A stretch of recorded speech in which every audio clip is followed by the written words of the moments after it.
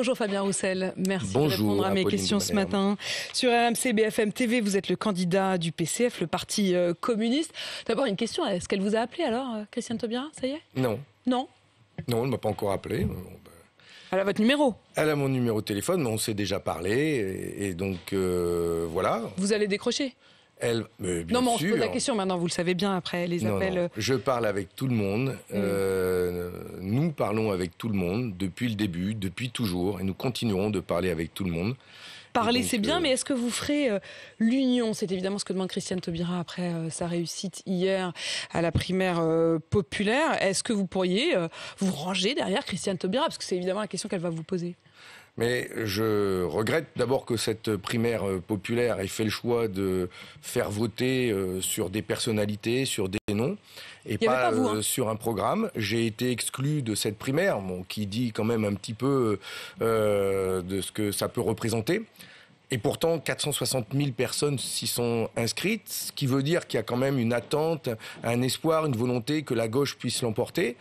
Mais ce que nous disons, nous, c'est que c'est le contenu, c'est le programme qui compte. Et moi, je tiens à porter la question sociale, la question du pouvoir d'achat, la question de l'énergie, du travail, des salaires, des retraites au cœur de la campagne, parce que c'est ce que j'entends tous les jours, à l'heure où c'est l'hiver, où il fait froid, où les gens bloquent leur chauffage à 17 degrés. Donc moi, je veux porter cette question du programme, mettre la question du pouvoir d'achat et de la vie chère, des salaires au cœur de la présidentielle. On va en parler et on va vraiment prendre le temps d'entendre vos réponses sur toutes ces questions de vie quotidienne des Français. Mais enfin, malgré tout, je vous repose la question. Cette primaire populaire, vous avez l'air de dire que c'est pas rien. Vous ne dites pas qu'on balaye d'un revers de main. Anne Hidalgo a dit, ça y est, pour moi, c'est fini cette histoire de primaire. Yannick Jadot a dit, moi, je répondrai rien à Christiane Taubira. Vous direz quoi? Je dirais que les idées que nous défendons ont vocation à être présentées aux Français. Et donc, je ne me rallierai pas derrière Christiane Taubira. Elle a, pour l'instant, pas de programme. Elle a été désignée et donc on ne sait même pas sur quel programme elle va se présenter. Quand même à 69 jours du premier tour, c'est une question, c'est un sujet. Moi, j'ai bien montré ma différence. Mais elle a une légitimité désormais? Est-ce que ça donne une légitimité ou est-ce qu'au contraire vous vous dites... Mais elle ne voulait pas être une candidature de plus. Elle sera une candidature de plus. Surtout, ce qui est important, c'est quelles sont les idées qu'elle va défendre. Et moi, ce sont les idées qui sont importantes, le programme. Et depuis le début, en incarnant une gauche populaire, sociale, républicaine, je veux véritablement mettre cette question du pouvoir d'achat, des salaires et des retraites au cœur de la campagne. J'ai marqué ma différence sur le revenu. Vous avez vu, je ne suis pas pour le revenu universel, qui est un revenu d'assistance. Je suis pour un revenu issu du travail. Je mets la question énergétique. Que le travail paye, quoi. Que le travail paye. Je suis pour que l'on mette la question de l'énergie au cœur de la campagne, parce que c'est fondamental. D'abord pour baisser la facture d'électricité des gens. Ne faites pas tout le programme d'un coup. Non, mais sur ces questions-là, c'est une vraie différence que j'ai. Mais justement. Et cette différence-là, je suis le seul à gauche à la porter. Et donc, je demande tout simplement à ce que le débat s'ouvre et que les Français puissent avoir le choix. Est-ce que vous dites, quand vous dites le débat s'ouvre, est-ce que vous pourriez demander à débattre? Alors elle dit, je vais appeler Yannick, Jean-Luc, Fabien, Anne. Est-ce que tous ensemble, vous dites, débattons, organisons un débat. Nous, on est sûrement prêts à l'organiser pour vous si vous avez besoin. Organisons un débat pour être confronter toutes ces idées-là. Finalement, vous parlez chacun dans votre coin par téléphone, mais les Français, ils peuvent peut-être vouloir juger, non? Maintenant, on est à 69 jours du premier tour. Chacun a écrit son programme. Nous l'avons écrit ces 2 dernières années, au fil des rencontres que j'ai eues avec le monde du travail. Il est là, il est accessible sur Internet. Alors, il est là pour nos auditeurs d'RMC. C'est un petit livre que vous brandissez, un livre où vous avez tout votre programme. Voilà, donc, téléchargeable. C'est sonnant et trébuchant. Téléchargeable en PDF gratuitement, et il sera même accessible en facile à lire et à comprendre. Celui de Jean-Luc Mélenchon, il est payant. Pour les personnes en situation de handicap. Je remarque que vous, c'est gratuit. Et il est à 2 €, mais vous le trouverez parmi les comités des jours heureux qui le distribuent, et voilà. Les comités des jours heureux. Les comités des jours heureux. Oh là là, on a envie de rêver un petit peu. Mais vous ne pensez pas qu'à l'occasion de cette élection présidentielle, on a besoin justement d'espoir, de réformes heureuses, et de montrer aux Français qu'on peut sortir la France de l'ornière dans laquelle elle est aujourd'hui. Mais François Hollande, vous avez déjà fait le coup avec le rêve français qu'il fallait réenchanter. Et on a vu derrière ce qu'il en a fait. C'est exactement ce que j'allais vous dire. Mais ce qui montre justement qu'il y a une gauche. une gauche qui est allée au pouvoir, avec les écologistes d'ailleurs en 2012, et qui a douché les espoirs du monde du travail et des Français. Et donc, il est important de faire renaître un véritable espoir. À gauche, mais pas seulement à gauche. Pour la France, moi je souhaite m'adresser à tout le monde, à tous les Français. Je ne demande pas leur carte d'électeur, je ne demande pas ce qu'ils ont pu voter avant.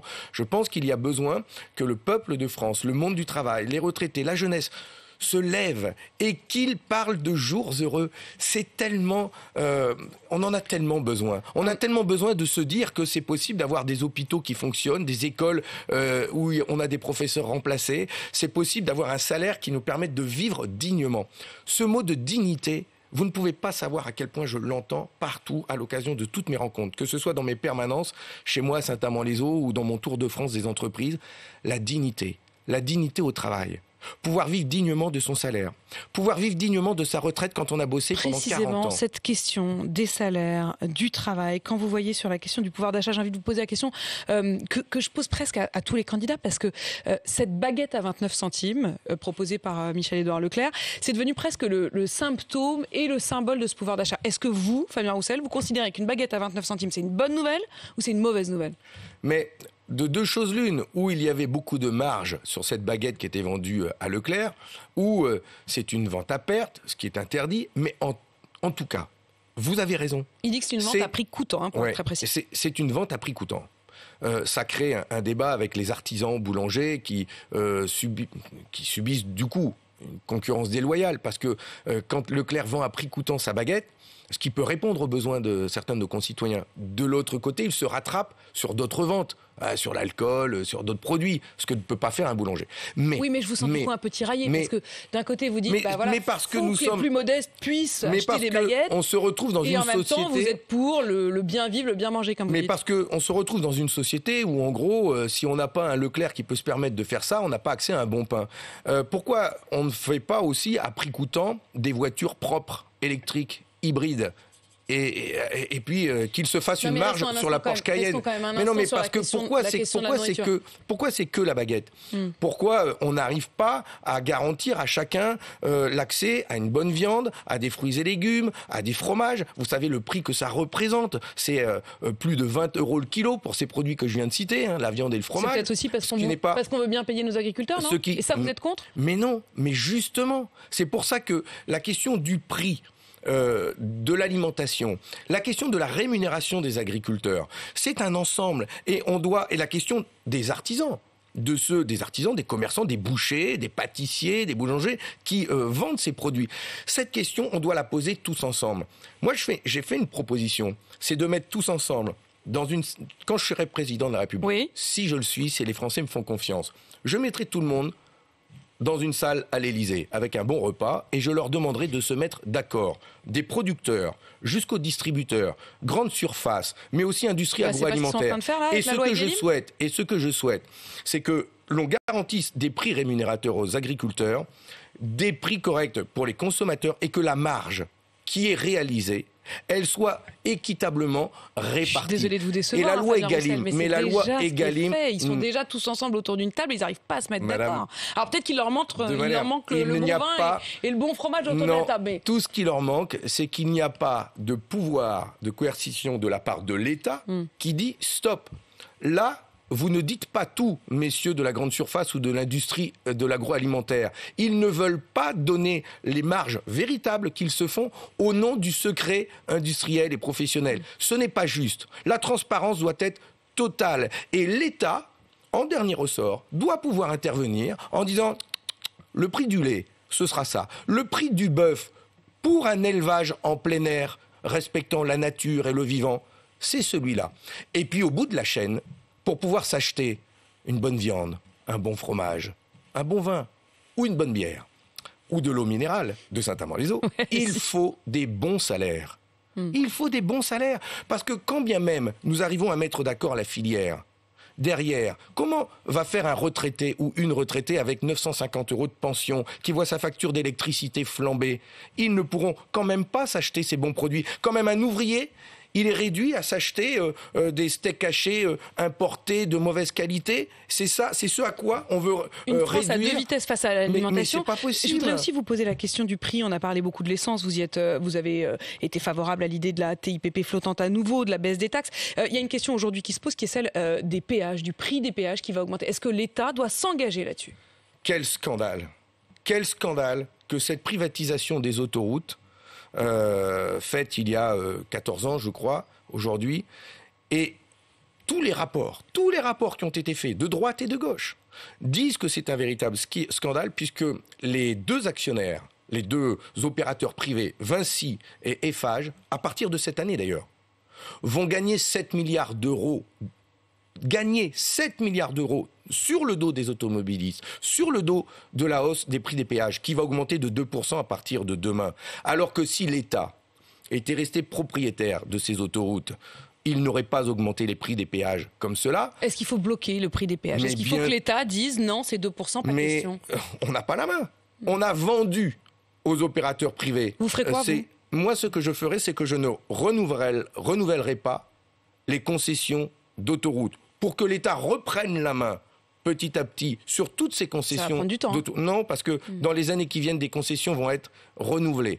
Nous voulons renationaliser les autoroutes en reprenant les concessions au fur et à mesure, reprendre la main sur le trafic, sur ces grandes routes françaises qui permettent quand même à des familles de partir en vacances avec leurs caravanes et qui sont aujourd'hui taxées encore une fois au porte-monnaie. Donc si vous ajoutez le péage, l'essence, les assurances qui augmentent, mais on s'en sort plus, même le droit aux vacances est attaqué. La question du droit aux soins, de l'égalité face aux soins, j'en ai parlé toute la matinée sur RMC avec une matinale spéciale santé, c'est une des préoccupations majeures des Français aujourd'hui avec la question de la sécurité et du pouvoir d'achat. Sur les déserts médicaux, qu'est-ce que vous ferez, vous ? Est-ce que vous allez contraindre les jeunes médecins ou les médecins à aller s'installer dans des déserts médicaux, sachant qu'il y en a quasiment partout en France ? Des déserts médicaux, il y en a partout, dans les zones urbaines, densément peuplées. Je pense notamment à la Seine-Saint-Denis, le Val-de-Marne, où je vais me rendre d'ailleurs jeudi. Mais il y en a aussi beaucoup dans les territoires ruraux, dans les zones rurales. C'est terrible. Et donc on n'a pas accès aux soins. Il manque de maternité. Il y a des centaines de milliers de femmes en âge d'avoir des enfants qui se trouvent à plus de 30 minutes. Et je crois vraiment qu'aujourd'hui, tout le monde est d'accord. Mais quelle est la solution que vous, Fabien Roussel, sur RMC et BFM TV, vous donnez ce matin ? Nous, ce que nous proposons, c'est de lever vraiment le numerus clausus. Permettre à 12 000 médecins, 12 à 15 000 médecins par an de pouvoir exercer la profession. Okay. Nous demandons à ce que l'installation de médecins dans des zones densément peuplées en médecins se fasse si il y a le départ d'un médecin, c'est-à-dire un médecin aura le droit de s'installer dans une zone qui n'est pas un désert médical s'il y a un départ. Donc là, maintenant, on n'en rajoute plus. Non, on n'en rajoute plus. Pour inciter les médecins à aller dans les zones, dans les déserts médicaux. Et autoriser les infirmiers à faire davantage d'actes, par exemple. Ça, c'est une de leurs revendications. C'est une information RMC ce matin. Les infirmiers libéraux qui disent « Laissez-nous faire des actes pour un certain nombre de soins dont on a l'habitude pour pouvoir renouveler les ordonnances, par exemple, ce qu'ils n'ont toujours pas le droit de faire aujourd'hui. » C'est quelque chose à étudier. Et je vous avouerai que je n'ai pas étudié la question, donc je ne vais pas vous répondre, parce que là, là-dessus en particulier, je ne peux pas vous dire. Mais ce que nous demandons, nous, c'est l'installation de médecins dans des zones rurales, le favoriser, mais surtout la réouverture d'hôpitaux de proximité, de maternité de proximité. Aujourd'hui, ces 15 dernières années, tout a été fait pour concentrer l'hospitalisation dans des grands hôpitaux. On a fusionné des hôpitaux de proximité. Donc, du coup, dans des zones rurales, dans des départements ruraux, nous sommes en perte d'accès aux soins. On a fermé des services d'urgence. Et c'est ça qu'il faut faire. C'est un investissement lourd, important, mais ça va contribuer à la richesse du pays si les gens sont bien soignés, si on fait de la politique de prévention, si on soigne le cancer suffisamment tôt, on sauve des vies. Donc c'est important. La santé n'a pas de prix. On n'a pas d'économie à faire sur la santé. Avec une conséquence terrible, c'est un chiffre que l'Association des maires de France donne. Il y a 2 ans d'espérance de vie en moins que vous habitiez à la campagne vis-à-vis des Français qui habitent en ville. Fabien Roussel, le contexte de cette campagne, vous l'avez vu, ces images, Jean Castex, le Premier ministre, qui a été hué samedi, sifflé par des antivax, Castex en prison, assassin, honte à la France. Qu'est-ce que vous pensez de ces images et de ce climat de violence ? Ce climat de violence, je le déteste. Et je condamne d'ailleurs toutes ces formes d'agression, d'insultes. Le débat politique ne doit pas être celui de l'insulte, de la dispute. Chacun doit pouvoir présenter ses idées, son programme, tranquillement, et les Français font leur choix. Moi-même, vous avez vu, à Bayonne, vous l'avez tweeté ce matin, mon j'ai vu votre affiche tweet. a été insultée à côté d'une affiche de Richard Anconina qui est en spectacle et sur lequel a été dessinée l'étoile juive. Et moi, j'ai été insulté avec un Z en dessous. Bon, Vous êtes, j'imagine que c'est Zemmour, c'est ça? C'est quoi? C'est ça, c'est complice, l'enquête le dira. c'est Peut-être. En tout cas, c'est lui qui signe ses affiches et ses slogans de cette manière. Mais les auteurs, en tout cas, ont fait le choix, là aussi, de m'insulter d'un acte antisémite caractérisé à l'encontre de Richard Anconina. Si le débat politique se rabaisse à ça révèle aussi le climat politique en France. L'insulte raciste, l'insulte antisémite, le sectarisme dont fait l'objet là le président, le Premier ministre. Moi, je ne partage pas du tout la politique du gouvernement. Je la combats, mais il faut la combattre avec des idées sur le fond et sans tomber au ras des pâquerettes, au ras du caniveau. Est-ce que c'est pas au fond sur cette question précisément de la sécurité qu'il y a le plus grand différentiel entre vous et un Jean-Luc Mélenchon ou une Christiane Taubira? Vous avez depuis le début décidé, et c'était par exemple symptomatique, vous avez été à la fameuse manifestation de soutien aux policiers qui avait eu lieu devant l'Assemblée nationale, qui est une manifestation qui a été condamnée par vos concurrents de gauche. Où ils étaient d'ailleurs. Mais nous, ce que nous avons condamné lors de cette manifestation, ce sont les propos anti-républicains tenus par le syndicat Alliance qui a tapé fort sur la justice, sur son travail, alors que la justice a besoin d'être soutenue et a besoin de moyens humains. Oui, mais sur la question de la sécurité, je reviens pour répondre à votre question. Donc je réponds à votre question. Oui, Fabien Roussel. Oui, il y a besoin de faire de la sécurité un sujet important parce que les politiques de droite et le programme de l'extrême droite fait du mal à la sécurité de notre pays. Ils ont déshabillé les forces de sécurité intérieures, la gendarmerie et la police nationale. C'est sous le gouvernement Sarkozy qu'il y a eu 10 000 suppressions de postes. Les services de renseignement généraux ont été supprimés alors qu'il y avait besoin de mettre des moyens dans la lutte contre le terrorisme. Donc il y a besoin de remettre des moyens humains, de remettre du fond et du contenu dans le travail de la police. Au fond, et donc, c'était devenu un gros mot à gauche. Oui, c'est devenu un gros mot à gauche, de la part de ceux qui ne veulent pas entendre que chez nos concitoyens, il y a un souhait profond de tranquillité publique et de sécurité. Tout le monde doit avoir le droit à la sécurité et à la tranquillité publique. Que ce soit la personne âgée, isolée qui vit à la campagne, ou que ce soit les familles qui vivent dans des tours, dans des quartiers où il y a beaucoup de richesses dans la vie associative, mais où les maires, les élus se trouvent particulièrement démunis parce que le commissariat n'a plus de moyens, voire où ils l'ont fermé, comme me l'a raconté le maire de Grigny, qui est le champion du monde des maires, qui a été élu champion du monde des maires, et qui, lui, se trouve dans une zone densément peuplée, en banlieue parisienne, et où on a supprimé des moyens de police.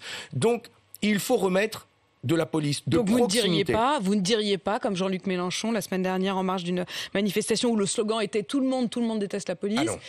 Et lui, il a dit, bah oui, beaucoup de monde déteste la police, il faut peut-être s'en rendre compte. Vous auriez condamné ce slogan? Je condamne ce slogan parce que je ne le partage pas.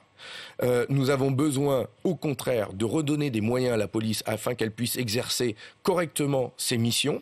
Il y a besoin d'améliorer la formation de la police. Il y a besoin aussi d'avoir une autorité indépendante pour pouvoir juger les violences policières, car elles existent aussi, et donc quand elles ont lieu, il faut pouvoir enquêter de manière indépendante, et donc c'est une question d'objectifs et de moyens.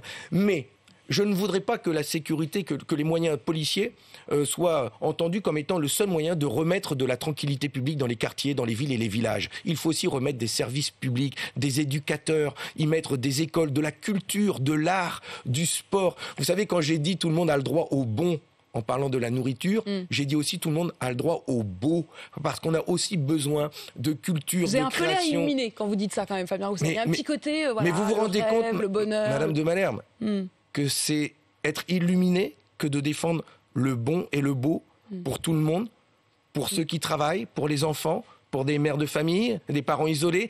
On devrait... Mais la France, justement, des Lumières, c'est celle-là. Le candidat de gauche préféré des gens de droite. Est-ce que ça vous insulte, ça? Ce que j'entends de la part des dirigeants de droite, c'est qu'ils ont mal lu mon programme et c'est une boutade de leur part, ils voteront jamais pour moi.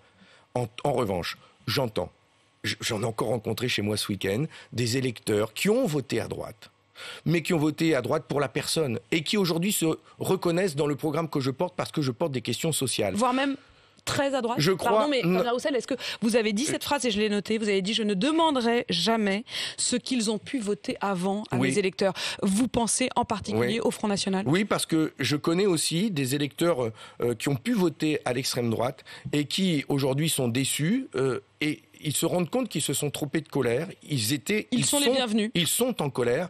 Et moi, je les appelle à faire de la question sociale, de la reprise du pouvoir sur l'argent, le cœur du projet politique que l'on doit avoir pour la France.